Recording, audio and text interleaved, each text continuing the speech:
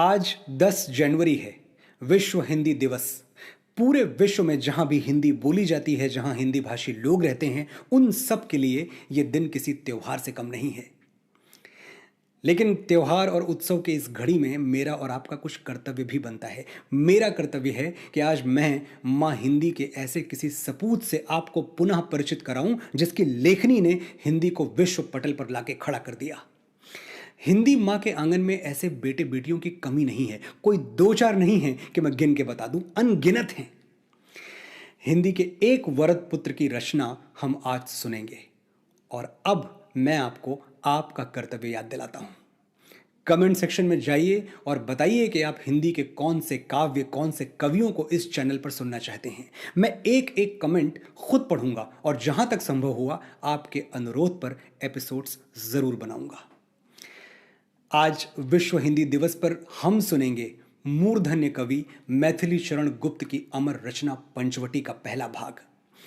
जैसा कि नाम से ही जाहिर है, पंचवटी उस समय की कहानी है जब राम, लक्ष्मण और सीता वनवास की अवधि में एक पर्णकुटी बनाकर पंचवटी में रहते थे। यह काव्य शुरू होता है उस दृश्य से जब तीनों वनवास के लिए अयोध्या से निकल रहे हैं।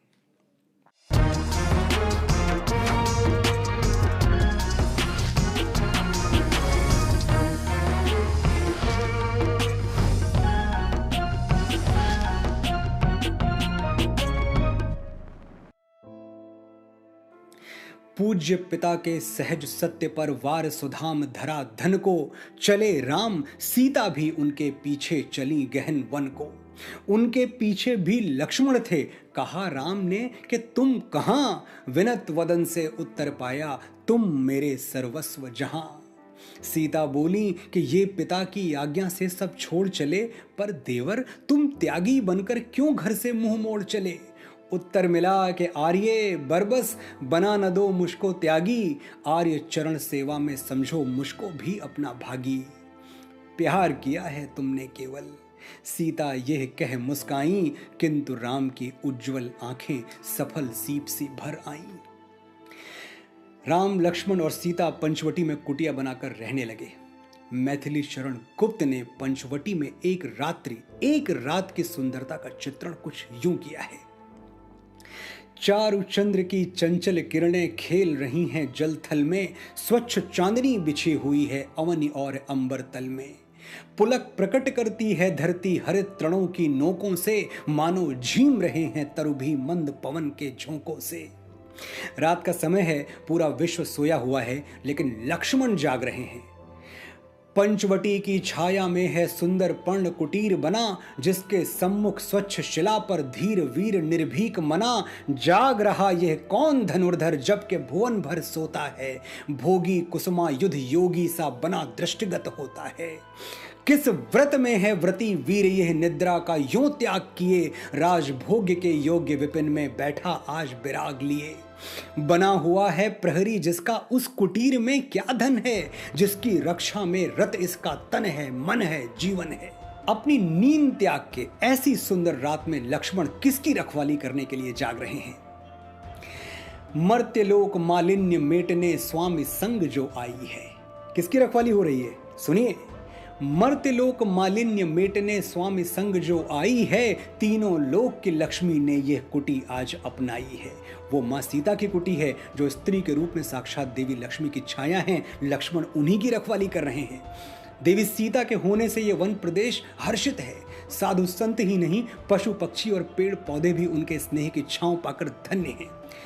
14 वर्षों का वनवास मिला था और अब 13 वर्ष बीत चुके हैं। लक्ष्मण याद कर रहे हैं वो सब जो 13 वर्ष पहले हुआ था। उन्हें याद आ रही है दशरथ की विवशता और कैकेयी की क्रूरता। 13 वर्ष व्यतीत हो चुके, पर है मानो कल की बात। वन को आते देख हमें जब आर्त अचेत हुए थे तात। मजली माँ ने क्या समझा था कि मैं राजमाता हूंगी, निर्वासित कर आर्य राम को अपनी जड़ें जमा लूंगी। अहो राजमातृत्व यही था, हुए भरत भी सब त्यागी, पर 100 सम्राटों से भी हैं सचमुच वह बड़भागी। एक राज्य का मूढ़ जगत ने कितना महामूल्य रखा, हमको तो मानो वन में ही है विश्वानुकूल रखा।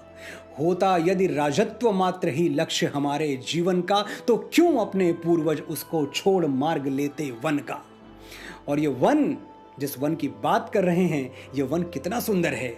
आकर विचित्र पशु पक्षी यहाँ बिताते दोपहरी, भाभी भोजन देती उनको पंचवटी छाया गहरी। चारू चपल बालक जो मिलकर माँ को घेर खिजाते हैं, खेल खिलाकर भी आर्या को वह सब यहाँ रिझाते हैं। गोदावरी नदी का तट यह ताल दे रहा है अब भी, चंचल जल कल कल कर मानो तान दे रहा है अब भी। नाच रहे हैं अब भी पत्ते, मन से सुमन महकते हैं, चंद्र और नक्षत्र ललक कर लालच भरे लहकते हैं। आंखों के आगे हरियाली रहती है हर घड़ी यहाँ, जहां तहां झाड़ी में झिरती है झरनों की झड़ी यहाँ।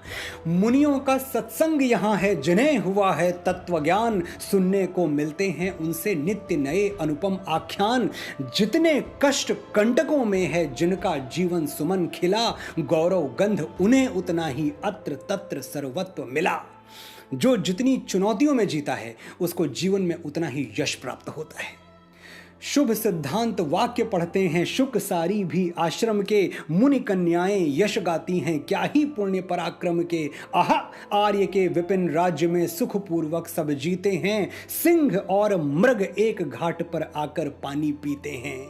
अपने पौधों में जब भाभी भर भर पानी देती हैं, खुरपी लेकर आप निराती जब वे अपनी खेती हैं पाती हैं, तब कितना गौरव, कितना सुख, कितना संतोष। स्वावलंब की एक झलक पर न्यौछावर कुबेर का कोश।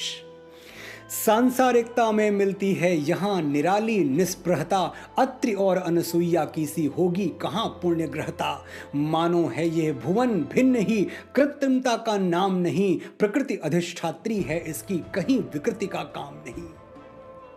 लक्ष्मण सोच रहे हैं कि अयोध्या में सबको लगता होगा कि हम बड़े दुख में हैं, बड़े संकट में हैं, पर वो कभी आकर देखें तो पता चले कि इस वनवास में कितना सुख है। इच्छा होती है स्वजनों को एक बार वन ले आऊं, और यहाँ की अनुपम महिमा उन्हें घुमा कर दिखलाऊं। विस्मित होंगे देख आर्य को वह घर की ही भांति प्रसन्न, मानो वन विहार में रत हैं वह वैसे ही श्री संपन्न। यदि बाधाएं हुई हमें तो उन बाधाओं के ही साथ, जिससे बाधा बोध न हो वो सहन शक्ति भी आई हाथ। जब बाधाएं ना भी रहेंगी तब भी शक्ति रहेगी यह, पुर में जाने पर भी वन की स्मृति अनुरक्ति रहेगी यह। नहीं जानती हाय हमारी माताएं आमोद प्रमोद, मिली हमें है कितनी कोमल कितनी बड़ी प्रकृति की गोद। लक्ष्मण को अपनी पत्नी उर्मिला याद आ रही हैं। बेचारी उर्मिला हमारे लिए व्यर्थ रोती होगी, क्या जाने वो हम सब वन में होंगे इतने सुख भोगी। सोच में डूबे हुए लक्ष्मण अचानक चौंक पड़े। सामने अप्सराओं से भी सुंदर एक युवती खड़ी थी। चकाचौंध सी लगी देखकर प्रखर ज्योति की वह ज्वाला, निसंकोच खड़ी थी सम्मुख एक हास्य वदनी बाला। रत्नाभरण भरे अंगों में ऐसे सुंदर लगते थे, जो प्रफुल्ल बल्ली पर 100 जुगनू जगमग जगते थे।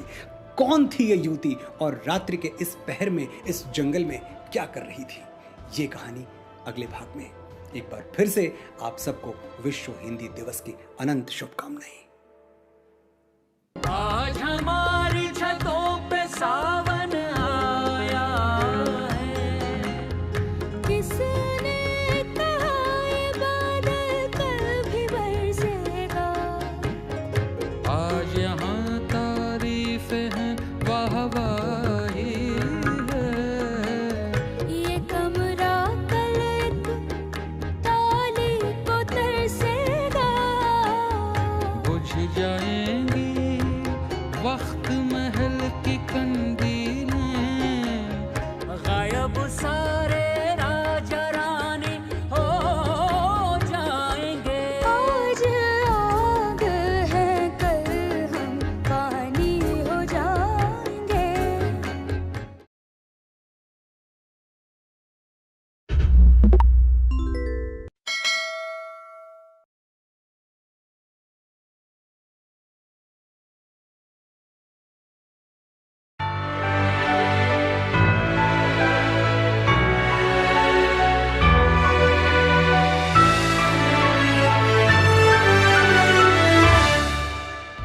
शूर्पणखा एक सुंदर स्त्री से भयानक राक्षसी में बदल गई, और ऐसी भयानक कि जिसे देखकर प्रकृति के भी प्राण कांप उठे। सबने मृद मारुत का दारुण झंझा नर्तन देखा था, संध्या के उपरांत तमी का विकृता वर्तन देखा था, काल कीट कृत वयस कुसुम का क्रम से कर्तन देखा था, किंतु किसी ने अकस्मात कब यह परिवर्तन देखा था।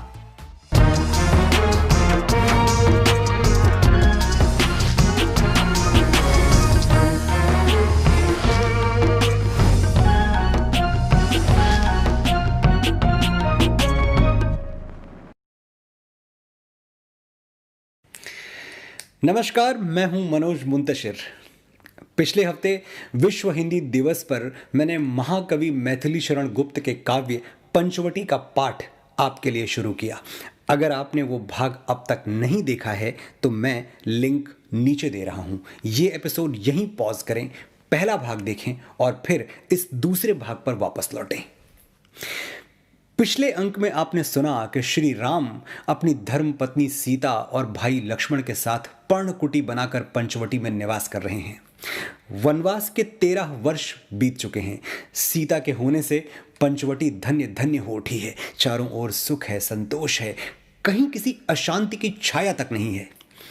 लेकिन एक रात जब सीता और राम कुटिया में शयन कर रहे हैं और लक्ष्मण द्वार पर पहरा दे रहे हैं, अचानक एक परम रूप सी युवती उनके सामने आकर खड़ी हो जाती है। कौन है ये युवती और रात्रि के इस प्रहर में इस निर्जन जंगल में क्या कर रही है? ये कथा आज पंचवटी के दूसरे और अंतिम भाग में मैं आपके लिए पढ़ूंगा।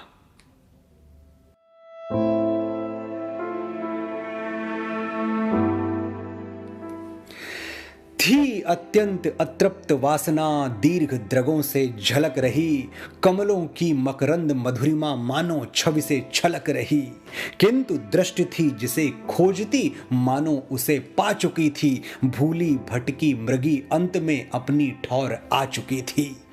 देख उन्हें विस्मित विशेष वह सुस्मित वदनी ही बोली, रमणी की मूरत मनोज्ञ थी किंतु न थी सूरत भोली। शूरवीर होकर अबला को देख सुभग तुम थकित हुए, संस्कृति की स्वाभाविकता पर चंचल होकर चकित हुए।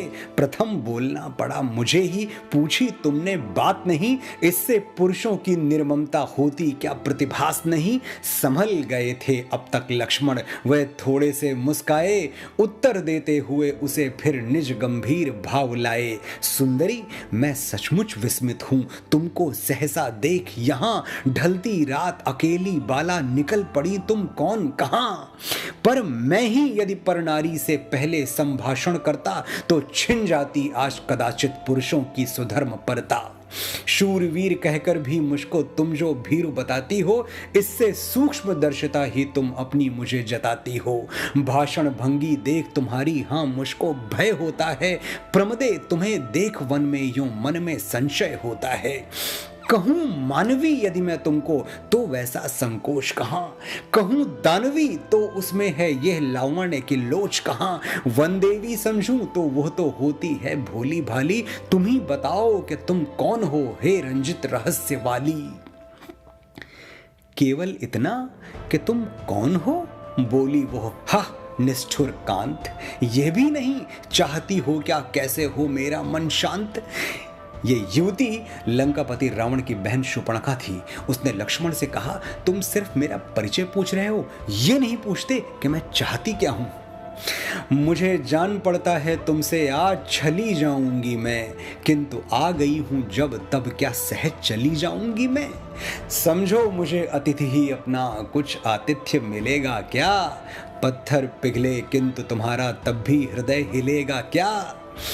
किया अधर दंशन रमणी ने, लक्ष्मण फिर भी मुस्काए, मुस्का कर ही बोले उससे, हे शुभ मूर्ति मई माए, तुम अनुपम ऐश्वर्यवती हो, एक अकिंचन जन हूं मैं, क्या आतिथ्य करूं, लज्जित हूं, वनवासी निर्धन हूं मैं। रमणी ने फिर कहा कि मैंने भाव तुम्हारा जान लिया, जो धन तुम्हें दिया है विधि ने देवों को भी नहीं दिया। लक्ष्मण बहुत रूपवान थे, देवताओं से भी सुंदर। तभी तो शूर्पणखा कहती है कि प्रकृति ने जो सौंदर्य तुम्हें दिया है वो देवताओं के भाग्य में भी कहां है। किंतु विराग भाव धारण कर बने स्वयं यदि तुम त्यागी, तो ये रत्नाभरण वार दूं तुम पर मैं हे बड़भागी। शूर्पणखा लक्ष्मण पर अपना सब कुछ न्यौछावर करने को तैयार थी। उसने लक्ष्मण से पूछा, इस वय में किस इच्छा से तुम व्रती हुए हो बतलाओ, मुझ में वो सामर्थ्य है कि तुम जो चाहो सो सब पाओ। धन की इच्छा हो तुमको तो सोने का मेरा भूभाग, शासक भूप बनो तुम उसके त्यागो यह अति विषम विराग। और किसी दुर्जय वैरी से लेना है तुमको प्रतिशोध, तो आज्ञा दो उसे जला दे काला नल सा मेरा क्रोध। किसी हेतु संसार भार सा देता हो यदि तुमको ग्लानि, तो अब मेरे साथ उसे तुम एक और अवसर दो दानी। लक्ष्मण फिर गंभीर हो गए, बोले धन्यवाद धन्ये, ललना सुलभ सहानुभूति है निश्चय तुम में नृपकन्ये। साधारण रमणी कर सकती है ऐसे प्रस्ताव कहीं, पर मैं तुमसे सच कहता हूं कोई मुझे अभाव नहीं। लक्ष्मण ने कहा, उनको कुछ भी नहीं चाहिए। शूर्पणखा ने पूछा, तो फिर क्या निष्काम तपस्या करते हो तुम इस वय में? पर क्या पाप न होगा तुमको आश्रम के धर्मक्षय में?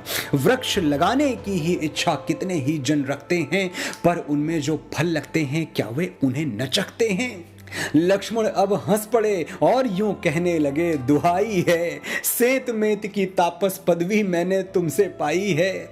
यों ही यदि तप का फल पाऊं तो मैं इसे न चखूंगा, तुमसे जन के लिए यत्न से उसको रक्षित रखूंगा। हंसी सुंदरी भी फिर बोली, यदि वो फल मैं ही हूं तो क्या करो बताओ, बस अब क्यों अमूल्य अवसर खोऊं? लक्ष्मण ने कहा, अगर ऐसा है तो मैं योग्य पात्र खोजूंगा सहज, परंतु नहीं यह काम। शूर्पणखा छूटते ही बोली, मैंने खोज लिया है उसको, यद्यपि नहीं जानती नाम। फिर भी वो मेरे समक्ष है। चौंके लक्ष्मण, बोले कौन? केवल तुम। कहकर रमणी भी हुई तनिक लज्जित हो मौन। पाप शांत हो के मैं विवाहित हूं बाले, पर क्या पुरुष नहीं होते हैं दो दो दाराओं वाले? लक्ष्मण के लिए यह सोचना भी पाप था। वो बोले, बहुविवाह विभ्राट क्या कहूं भद्रे, मुझको क्षमा करो। तुम कुशला हो किसी कृति को करो कहीं कृत्य वरो। शूर्पणखा ने कहा, पर किस मन से वरूं किसी को, वो तो तुमसे हरा गया। लक्ष्मण बोले, चोरी का अपराध और भी लो ये मुझ पर धरा गया। झूठा प्रश्न किया प्रमदा ने और कहा, मेरा मन हाय निकल गया है मेरे कर से होकर विवश विकल निरुपाय। कह सकते हो तुम कि चंद्र का कौन दोष जो ठगा चकोर, किंतु कलाधर ने डाला है किरण जाल क्यों उसकी ओर। दीप्त दिखाता यदि न दीप तो जलता कैसे कूद पतंग, वाद्य मुग्ध करके ही फिर क्या व्याध पकड़ता नहीं कुरंग। कहने लगे सुलक्षण लक्ष्मण, हे विलक्षणे ठहरो तुम, पवनाधीन पताका सियों जिधर तिधर मत फेरो तुम। जिसकी रूप स्तुति करती हो तुम आवेग युक्त इतनी, उसके शील और कुल की भी अवगति है तुमको कितनी। उत्तर देती हुई कामिनी बोली अंग शिथिल करके, हे नर यह क्या पूछ रहे हो अब तुम हाय हृदय हर के। अपना ही कुलशील प्रेम में पढ़कर नहीं देखती हम, प्रेम पात्र का क्या देखेंगी, प्रिय हैं जैसे लेखती हम। रात बीतने पर है अब तो मीठे बोल बोल दो तुम, प्रेमातिथि है खड़ा द्वार पर हृदय कपाट खोल दो तुम। हा नारी किस भ्रम में है तू, प्रेम नहीं ये तो है मोह, आत्मा का विश्वास नहीं ये है तेरे मन का विद्रोह। विष से भरी वासना है ये सुधा पूर्ण वो प्रीति नहीं, रीति नहीं अनरीति और ये अति अनीति है नीति नहीं। आत्म वंचना करती है तू किस प्रतीत के धोखे से, झांक न झंझा के झोंके में झुककर खुले झरोके से। शांति नहीं देगी तुझको यह मृग तृष्णा करती है क्रांति, सावधान हो मैं पर नर हूं छोड़ भावना की यह भ्रांति। इसी समय पौ फटी पूर्व में पलटा प्रकृति पटी का रंग, किरण कंटकों से श्यामांबर फटा दिवा के दम के अंग। कुछ कुछ अरुण सुनहली कुछ कुछ प्राची की अभूषा थी, पंचवटी की कुटी खोलकर खड़ी स्वयं क्या उषा थी। सुबह हो गई, कुटिया का द्वार खोलकर मां सीता बाहर आई। वो इतनी सुंदर इतनी पवित्र थी कि उनको देखकर शूर्पणखा ठगी सी रह गई। चौंक पड़ी प्रमदा भी सहसा देख सामने सीता को, कुमुद्वनी सी दबी देख वो उस पद्मिनी पुनीता को। एक बार उषा की आभा देखी उसने अंबर में, एक बार सीता की शोभा देखी विगता डंबर में। एक बार अपने अंगों की ओर दृष्टि उसने डाली, उलझ गई वो किंतु बीच में थी विभूषणों की जाली। एक बार फिर वैदेही के देखे अंग अदूषण वे, सनक्षत्र अनुलोदय ऐसे रखते थे शुभ भूषण वे। सीता ने शूर्पणखा को लक्ष्मण से प्रेम निवेदन करते हुए सुन लिया था। सीता ने भी उस रमणी को देखा, लक्ष्मण को देखा, फिर दोनों के बीच खींच दी एक अपूर्व हास्य रेखा। देवर तुम कैसे निर्दय हो, घर आए जन का अपमान, किसके परनर तुम, उसके जो चाहे तुमको प्राण समान। याचक को निराश करने में हो सकती है लाचारी, किंतु नहीं आई है आश्रय लेने को ये सुकुमारी। देने ही आई है तुमको निज सर्वस्व बिना संकोच, देने में कार्पण्य तुम्हें हो तो लेने में क्या है सोच। उनके अरुण चरण पद्मों में झुक लक्ष्मण ने किया प्रणाम, आशीर्वाद दिया सीता ने, हो सब सफल तुम्हारे काम। और कहा सब बातें मैंने सुनी नहीं, तुम रखना याद, कब से चलता है बोलो ये नूतन शुक रंभा संवाद। बोली फिर उस बाला से वह सुस्मित पूर्वक वैसे ही, अजी खिन्न तुम ना हो, हमारे ये देवर हैं ऐसे ही। घर में ब्याही बहू छोड़कर यहाँ भाग आए हैं ये, इस वय में क्या कहूं कहां का ये विराग लाए हैं ये। किंतु तुम्हारी इच्छा है तो मैं भी उन्हें मनाऊंगी, रहो यहां तुम अहो, तुम्हारा वर मैं इन्हें बनाऊंगी। पर तुम हो ऐश्वर्यशालिनी, हम दरिद्र वनवासी हैं, स्वामी दास स्वयं हैं, हम निज स्वयं स्वामिनी दासी हैं। पर करना होगा ना तुम्हें कुछ, सभी काम कर लूंगी मैं, परिवेषण तक मृदुल करों से तुम्हें न करने दूंगी मैं। हाँ पालित पशु पक्षी मेरे तंग करें यदि तुम्हें कभी, उन्हें क्षमा करना होगा तो कह रखती हूं उसे अभी। रमणी बोली रहे तुम्हारा मेरा रोम रोम सेवी, कहीं देवरानी यदि अपनी मुझे बना लो तुम देवी। सीता बोली वन में तुमसी एक बहन यदि पाऊंगी, तो बातें करके ही तुमसे मैं कृतार्थ हो जाऊंगी। इस भामा विषयक भाभी को अविदित भाव नहीं मेरे। लक्ष्मण जानते थे कि सीता को उनके मन की बात पता है, सीता जानती हैं कि वो उर्मिला के सिवा किसी और से प्रेम कर ही नहीं सकते, फिर भी वो शूर्पणखा से ऐसी बातें कर रही हैं, तो जरूर इसके पीछे कोई प्रयोजन होगा।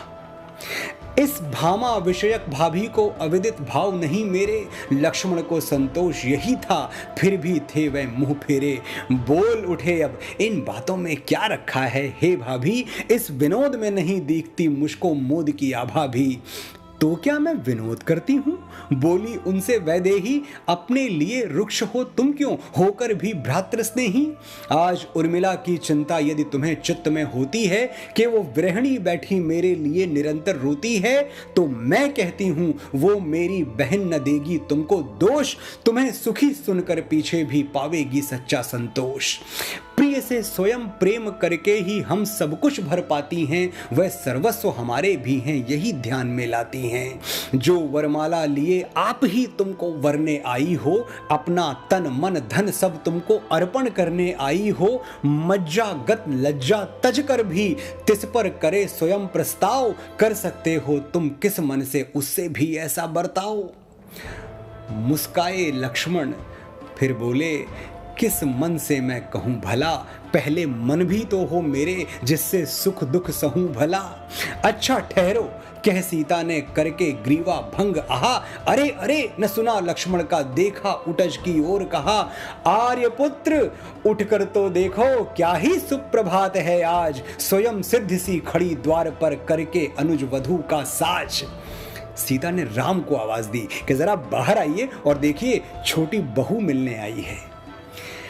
क्षण भर में देखी रमणी ने एक श्याम शोभा बाकी। उस रमणी ने, उस युवती ने, शूर्पणखा ने अचानक अपने सामने राम को देखा। अत्यंत सुंदर, अत्यंत आभापूर्ण, चमकते दमकते हुए पवित्र राम। क्षण भर में देखी रमणी ने एक श्याम शोभा बांकी, क्या शस्य श्यामल भूतल ने दिखलाई निज उर झांकी। किंवा उतर पड़ा अवनी पर काम रूप कोई धन था, एक अपूर्व ज्योति थी जिसमें जीवन का गहरापन था। मुस्काकर राघव ने पहले देखा तनिक अनुज की ओर, फिर रमणी की ओर देखकर कहा आह जो बोले मोर।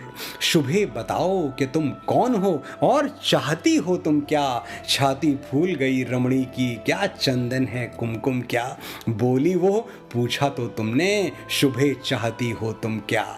शूर्पणखा राम की ओर देखकर आकर्षित हो गई। उसने कहा कम से कम आपने ये तो पूछा कि मैं चाहती क्या हूं, आपके अनुज से तो इतना भी नहीं पूछा गया। बोली वो पूछा तो तुमने, शुभे चाहती हो तुम क्या। इन दशनों अधरों के आगे क्या मुक्ता है विद्रुम क्या। मैं हूं कौन वेश ही मेरा देता इसका परिचय है, और चाहती हूं क्या यह भी प्रकट हो चुका निश्चय है। जो कह दिया उसे कहने में फिर मुझको संकोच नहीं, अपने भावी जीवन का भी जी में कोई सोच नहीं। मन में कुछ वचनों में कुछ हो, मुझ में ऐसी बात नहीं। सहज शक्ति मुझ में अमोघ है, दांव पेंच या घात नहीं। मैं अपने ऊपर अपना ही रखती हूं अधिकार सदा, जहां चाहती हूं करती हूं मैं स्वच्छंद विहार सदा। कोई भय मैं नहीं मानती, समय विचार करूंगी क्या। डरती हैं बाधाएं मुझसे, उनसे आप डरूंगी क्या। अर्धयामिनी होने पर भी इच्छा हो आई मन में, एकाकिनी घूमती फिरती आ निकली मैं इस वन में। देखा आकर यहाँ तुम्हारे प्राणानुजी बैठे हैं, मूर्ति बने इस उपल शिला पर भाव सिंधु में बैठे हैं। सत्य मुझे प्रेरित करता है कि मैं उसे प्रकटित कर दूं, इन्हें देख मन हुआ कि इनके आगे मैं उसको धर दूं। वो मन जिसे अमर भी कोई कभी क्षुब्ध कर सका नहीं, कोई मोह लोभ भी कोई मुग्ध लुब्ध कर सका नहीं। इन्हें देखती हुई आड़ में बड़ी देर में खड़ी रही, क्या बतलाऊं किन हावों में किन भावों में पड़ी रही। फिर मानो मन के सुमनों से माला एक बना लाई, इसके मिस अपने मानस की भेंट इन्हें देने आई। पर ये तो बस कहो कौन तुम, करने लगे प्रश्न छूछा। ये भी नहीं चाहती हो क्या, जैसा अब तुमने पूछा। चाहे दोनों खरे रहें या निकले दोनों ही खोटे, बड़े सदैव बड़े होते हैं, छोटे रहते हैं छोटे। तुम सबका ये हास्य भले ही करता हो मेरा उपहास, किंतु स्वानुभव स्वविचारों पर है मुझको पूरा विश्वास। तो अब सुनो, बड़े होने से तुम में बड़ी बड़ाई है, दृढ़ता भी है मृदुता भी है, इनमें एक कड़ाई है। पहनो कांत तुम्ही यह मेरी जयमाला सी वरमाला, बने अभी प्रासाद तुम्हारी यह एकांत पर्णशाला। मुझे ग्रहण कर इस आभा से भूल जाएंगे ये भ्रू भंग, हेमकूट कैलाश आदि पर सुख भोगोगे मेरे संग। शूर्पणखा जो अभी अभी लक्ष्मण पर मोह रही थी, राम को देखते ही उन पर रीझ गई। उसका प्रेम इतना हल्का था कि एक नजर में उसने अपना प्रेम पात्र बदल दिया। मुस्काई मिथिलेश नंदिनी, प्रथम देवरानी फिर सौत। अंगीकृत है मुझे किंतु तुम मांगो कहीं न मेरी मौत। मुझे नित्य दर्शन भर इनके तुम करती रहने देना, कहते हैं इसको ही अंगुली पकड़ प्रकोष्ठ पकड़ लेना। सीता ने कहा मैंने तुम्हें उंगली पकड़ा ही, तुमने तो हाथ ही पकड़ लिया। मेरे पति को मेरे सामने ही मुझसे छीन रही हो। राघवेंद्र रमणी से बोले, बिना कहे भी वह वाणी, आकृति से ही प्रकृति तुम्हारी प्रकटित है हे कल्याणी। तुम्हारे चेहरे पे ही तुम्हारा चरित्र लिखा हुआ है। निश्चय अद्भुत गुण है तुम में, फिर भी मैं यह कहता हूं, गृह त्याग करके भी वन में सपत्नीक में रहता हूं। किंतु विवाहित होकर भी यह मेरा अनुज अकेला है, मेरे लिए सभी स्वजनों की कर आया अवहेला है। यदि इसको अपने ऊपर तुम प्रेमासक्त बना लोगी, तो निज कथित गुणों की सबको तुम सत्यता जना दोगी। इसके इसी प्रेम को यदि तुम अपने वश में कर लोगी, तो मैं हंसी नहीं करता हूं, तुम भी परम धन्य होगी। राम ने शूर्पणखा को चुनौती दे दी कि यदि तुम्हारे रूप में सचमुच वशीकरण है तो लक्ष्मण को अपने वश में करके दिखाओ।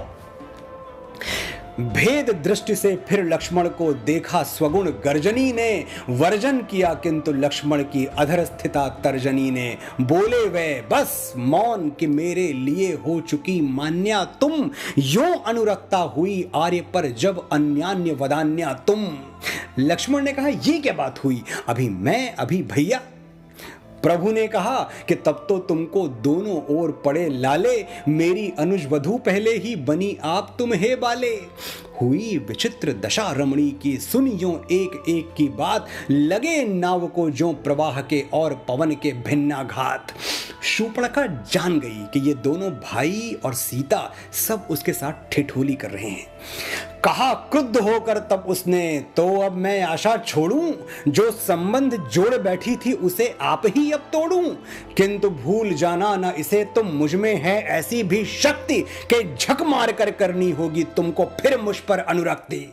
मेरे भ्रकुटि कटाक्ष तुल्य भी ठहरेंगे न तुम्हारे चाप। बोले तब रघुराज तुम्हारा ऐसा ही क्यों ना हो प्रताप। किंतु प्राणियों के स्वभाव की होती है ऐसी ही रीत, पर वशता हो सकती है पर होती नहीं भीत में प्रीत। शूर्पणखा ने धमकी दी तो राम ने कहा डर के प्यार नहीं हो सकता। इतना कहकर मौन हुए प्रभु और तनिक गंभीर हुए, पर सौमित्र न शांत रह सके, उन्मुख वे वर वीर हुए। राम तो शांत हो गए लेकिन सुमित्रा नंदन लक्ष्मण से चुप नहीं रहा गया। उन्होंने शूर्पणखा को ललकारा, और इसे तुम भी न भूलना, तुम नारी होकर इतना अहम भाव जब रखती हो तब रख सकते हैं नर कितना। झंकृत हुई विषम तारों की तंत्री सी स्वतंत्र नारी, तो क्या अबलाएं सदैव ही अबलाएं हैं बेचारी। होता है विरोध से भी कुछ अधिक कराल हमारा क्रोध, और क्रोध से भी विशेष है द्वेषपूर्ण अपना प्रतिशोध। देख क्यों न लो तुम, मैं जितनी सुंदर हूं उतनी ही घोर, दिख रही हूं जितनी कोमल हूं उतनी ही कठिन कठोर। सचमुच विस्मय पूर्वक सबने देखा निज समक्ष तत्काल, वह अति रम्य रूप पल भर में सहसा बना विकट विकराल। शूर्पणखा एक सुंदर स्त्री से भयानक राक्षसी में बदल गई, और ऐसी भयानक कि जिसे देखकर प्रकृति के भी प्राण कांप उठे।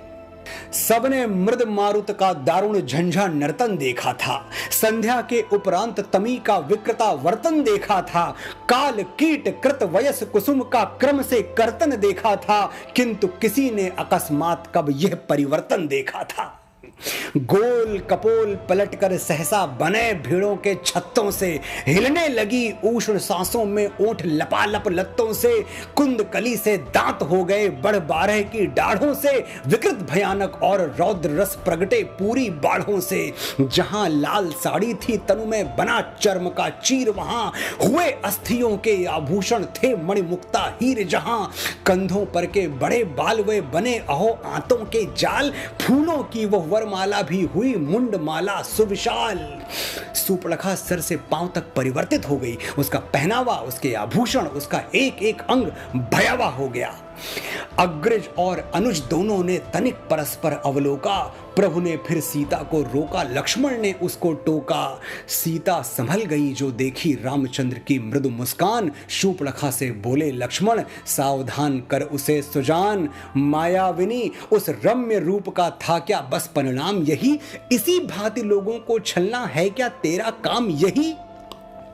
वाम सृष्टि सुंदरता है क्या भीतर से ऐसी ही हाय, जो हो समझ मुझे भी प्रस्तुत करता हूं मैं वही उपाय, कि तू न फिर छल सके किसी को मारूं तो क्या नारी जान, विकलांगी ही तुझे करूंगा जिससे छिप न सके पहचान।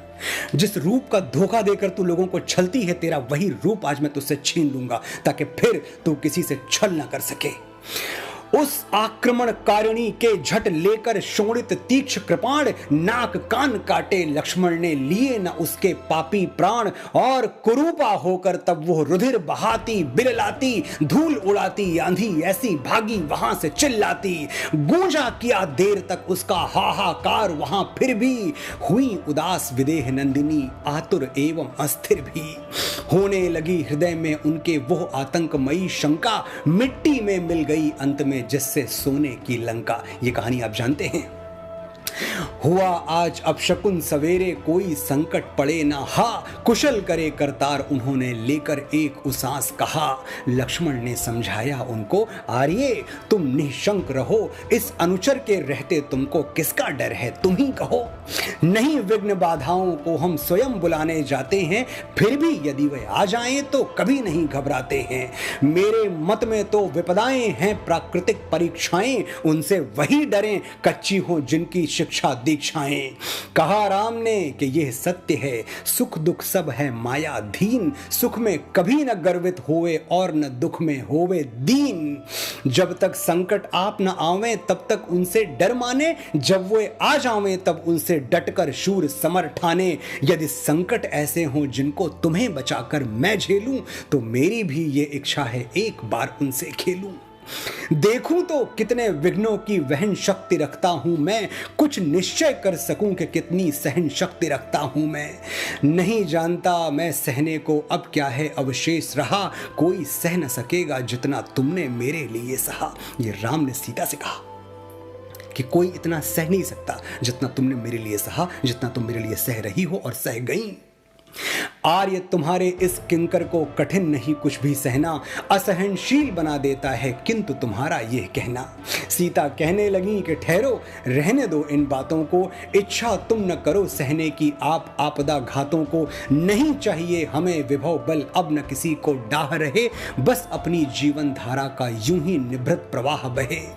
हमने छोड़ा नहीं राज्य क्या, छोड़ी नहीं राज्य निधि क्या, सह न सकेगा कहो हमारी इतनी सुविधा भी विधि क्या।